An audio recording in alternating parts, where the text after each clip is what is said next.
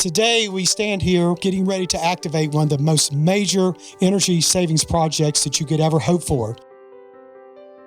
This past summer, CMTA has been helping our school go green. This includes solar energy and geothermal. The benefits of this are reduced air pollutants, greenhouse gases, and carbon dioxide.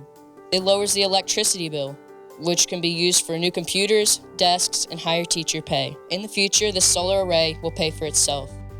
The solar array is approximately 1,000 panels, providing a major energy production for the school. On days when the solar is overproducing, we're actually going to be sending energy back to the utility grid, and that energy is going to be going out to the community to help provide electricity for them. By partnering with CMTA, we now have facilities that are state-of-the-art. We're going to cut our energy costs, but we're also going to make dividends from it, which will pay for this project as well as dividends for the county. I am just blown away by the technology in this project. I think we're ready for the ribbon cutting. I think it's about time. 1, 2, 3.